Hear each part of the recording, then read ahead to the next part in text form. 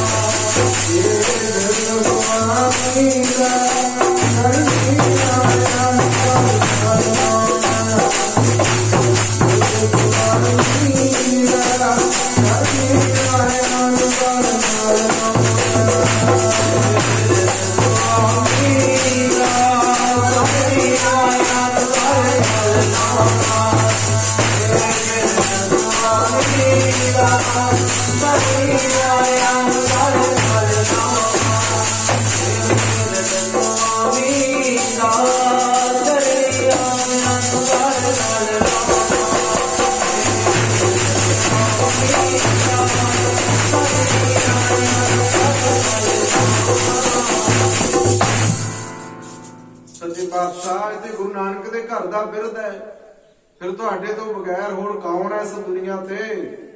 सच्चे पातशाह कहंदे गोबिंद राय पुत्र तुहानू छोटी उमरे अनाथ होना पैना। महाराज जे मेरे कल्ले दे अनाथ होने नाल इन्हां दा धर्म बचदा है तां मैं खुशी खुशी प्रवान करदा। सच्चे पातशाह खुश होए। ऐने नूं माता गुजर कौर जी आ जाते, धन माता गुजरी जी बचन कीता। अज प्यो पुत दे विच किहड़ियां गल्लां हो रही? प्यो पुत दे विच की वचन हो रहे है? फिर सारी गल महाराज ने दसी भी ये धर्म की दुहाई लैके आए है। इन्हां दा धर्म किवें बच सकदा है? महाराज कहंदे इदां बच सकदा है, बलिदान देना पैना है। महाराज कहंदी धन माता गुजरी जी कहण लगे सच्चे पातशाह फिर तुहाडे तो वड्डा होर बलिदान दा दानी कौन हो सकदा है? सच्चे पातशाह कहंदे गुजरीए कहना सौखा है, वेख लै विधवा होना पैना। धन माता गुजर कौर जी कहण लगे सच्चे पातशाह जी मेरे कली दे विधवा होने वाला लखां भैणां दे सुहाग बच सकते हैं तां मैं हस के प्रवान करांगी। मेरे कली दे विधवा होने नाल जे लखां बीबियां दे सुहाग बच सकते हैं तां मैनूं प्रवान है। सच्चे पातशाह कहंदे फिर जाओ, कश्मीरी पंडितां नूं कहंदे जाओ जाके कह दिओ समय दे बादशाह नूं कि पहला गुरु तेग बहादुर महाराज नूं उन्होंने मुसलमान बना लो। जे वो बन जाएंगे तो असी बन जावांगे, जे वो ना बने तो फिर असी भी मुसलमान बनना कबूल नहीं करांगे। फिर साध संगत ये सुनेहा जाके समय के बादशाह नूं दिता। फिर बादशाह ने कहते सुनेहा भेज दिता सी आनंदपुर साहिब की पवित्र धरती ते। इतों फिर महाराज ने चाले पाए। धन गुरु तेग बहादुर सच्चे पातशाह हिंद दी चादर तैयारी करके तुर पे। पता सी ना अगे मौत है, पर मौत तो नहीं डरते। कौन? जिहड़े मौत दे दीवाने हो जाते हैं। शरीर नाल ते प्यार ही नहीं सी कोई। बाबा सती दास, बाबा मती दास, भाई दयाला जी किन्ने सिंह सन नाल महाराज दे गए। सच्चे पातशाह दे नाल गए सिंह जाके कहते एक पिंजरे विच महाराज नूं कैद कर दिता। पिंजरे विच कैद कर दिता ते साध संगत भी महाराज डोल जाणगे उन्हां दे अगे जिन्ने भी सिंह नाल गए सन ना सच्चे पातशाह दे नाल। पहला उन्हां नूं सच्चे पातशाह दे अगे खड़ा के अखां दे सामने तस्वीर दिते गए। किसी नूं चरखड़ियां ते चाढ़िया गया, किसी नूं रूम विच लपेट के साड़िया गया ते साध संगत किसी नूं आरियां नाल चीरिया गया। धन सी ओ गुरु ते धन सन ओ गुरु दे सिख जिन्हां ने साध संगत जी मौत नूं हस के अपने गले लगाया। वो शरीर नाल ते जुड़े ही नहीं सन ते साध संगत उन्हां दा शरीर नाल ते कोई संबंध ही नहीं सी। उन्हां दा संबंध तां अपने गुरु नाल सी। ताइयों ते गुरबाणी विच कहा ना मरना मूल न डरदे जेड़े मौत दे।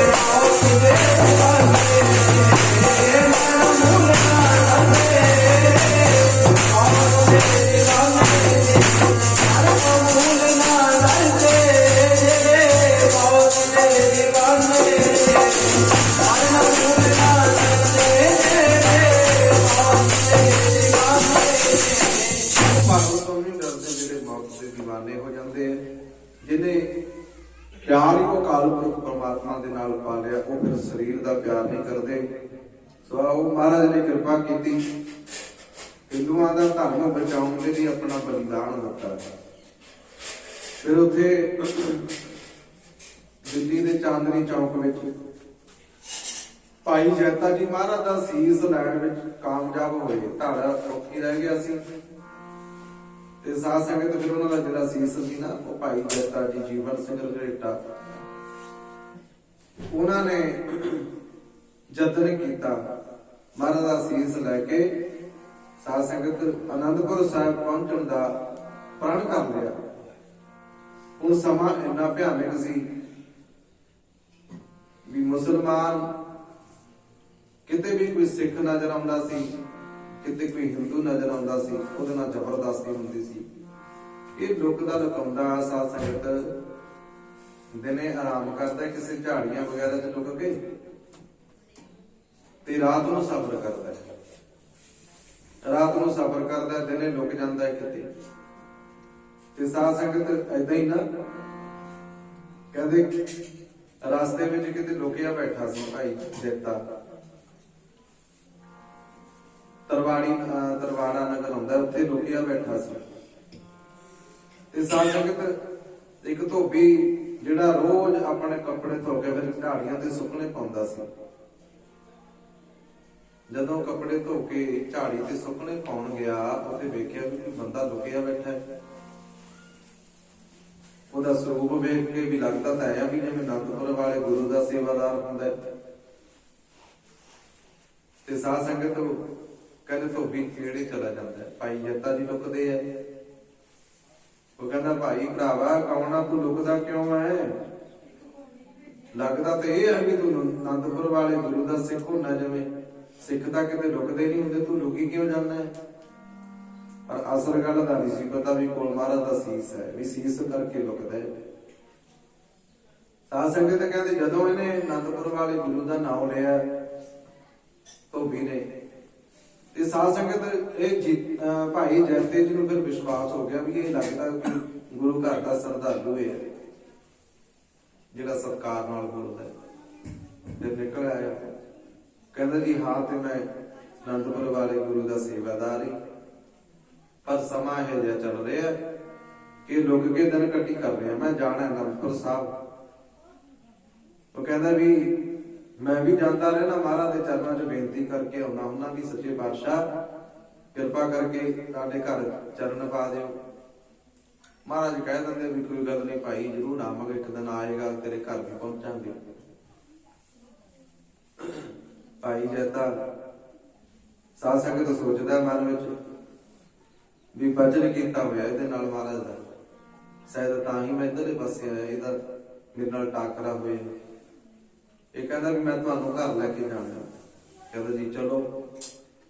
वो धोबी कहंदे भाई जैता जी नूं अपने घर लै जांदा, घर ले जाके साध संगत भाई जैता जी वास्ते सुंदर बिस्तरा कीता जांदा है, आराम करन दे लई बैठण वास्ते। घर वाली नूं चौ चढ़ जांदा है। साध संगत भी साडे घर आनंदपुर वाले गुरु का सिख आया, सारा परिवार चाह दे नाल भज्या फिरदा है। कहंदे जी बैठो आराम करो। भाई जैते ने दिखाया नहीं सीस, बुकल विच ही नहीं खड़ा है। ते साध संगत नाले वो वचन याद करदा है, ते नाले मेरे परिवार नूं कहण लग्या, जदों उन्होंने बैठण दी आख्या ना, कहंदे भाई जैता भुब्बा मार के रोण लग पिया, ये ते मैं नहीं, ये ते मेरा गुरु बैठेगा। नाले तां महाराज दा सीस उस पलंग ते उस बिस्तरे ते टिकाउण लगदा है, जिहड़ा सुंदर बिस्तरा कीता सी। नाले भुब्बा मार के रोंदा है। धोबी नूं कहण लग्या भरावा तेरी भावना ते पूरी हुई है, गुरु तेरे घर तक चल के आया। वो हराम है, कहंदा भी दसदा क्यों नहीं। कहना गुरु तो तेरे घर में चले के आया, पर अज वो रूप में नहीं आया जेड़े रूप में तू आनंदपुर साहब वेखदा हुंदा सी। जेड़े रूप में तू आनंदपुर साहब जाके बेनती करदा हुंदा सी ना, अज वो रूप नहीं। अज गुरु तेरे घर तेरे भाग जगाउण वास्ते आया है। ते साथ संगत नाले ते भुब्बा मार के रोंदा है ते नाले दसदा है तेनू अज दर्शन देण ते आया मालक ने। अज देण दीदारे आए ने गुरां ने रूप होर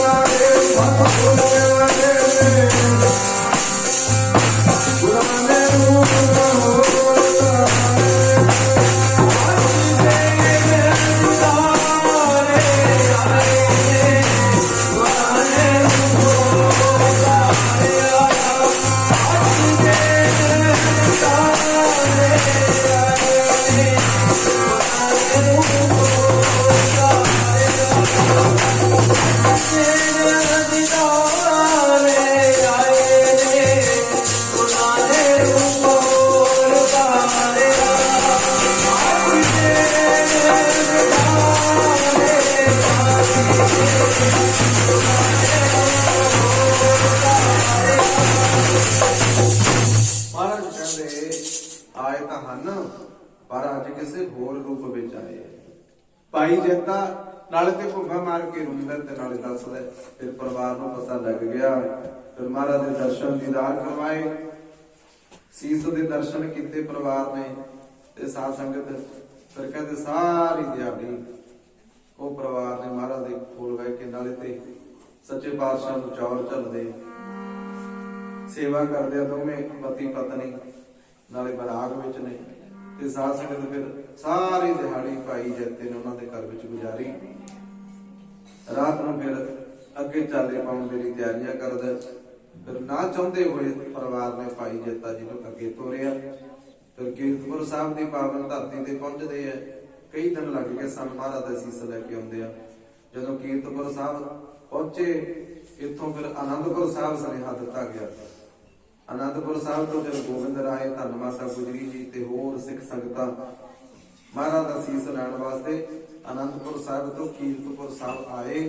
इत्थों फिर नगर कीर्तन के रूप में महाराज दा सीस लैके आनंदपुर साहब पहुंचे सन। सो अकाल पुरख परमात्मा के चरणों का शुकराना किया। गोबिंद राय जैता जी ने पुछदे है, कहते जैतिया तू कला ही नितरिया, होर नहीं सी कोई होर नहीं सी उत्थे गुरु नानक दे घर दा सिख। ये कहंदा महाराज इकट्ठ ते बहुत सी, पर उत्थे की पता लगदा भी कौन अपना कौन पराया। पता नहीं लग्या। ते साध संगत कहते फिर कलगीधर पातशाह ने 9 साल की उम्र में ये बचन किया सी भी ऐसा पंथ सजावांगा, भावें लखां विच खालसा खड़ा होवे, कंदा सिंह लखां विच खड़ा दूरों ही पता लग जाया करेगा ये गुरु नानक दे घर दा सिख है। सो आओ अपनी पछाण बनाइए, अपने मूल नाल जुड़िए। अपनी जड़ अकाल पुरख परमात्मा है। परमात्मा वालों टुटिया होया जिवें दरखत जड़ नाल टुटिया होया सुक जाता है, परमात्मा नालों टुटिया हुआ मनुख भी साध संगत सुक जाता है, कमला जाता है, जीवन अधूरा है। अकाल पुरख परमात्मा के चरणों नाल जुड़िए। सो आओ सारे परिवार ने बहुत ही सत्कारयोग सरदार बूटा सिंह उन्होंने की याद में अज का समागम किया। महाराज ने कृपा की, आप सारिया ने लाहे लए। 12:15 बजे तक का समा सी, 12:15 हो गए। आओ हुण आपां एक धारणा पढ़ के फिर आनंद साहब की बाणी का जाप, फिर सारे अरदासां विच सावधान होइए। भुल चुक दी खिमा, मान अते सन्मान दे हार धन्नवादी। पहला भी धारणा पढ़ी सी, सारे हुण भी हार पीण वाले। तन जोवन भुलानिया वालिया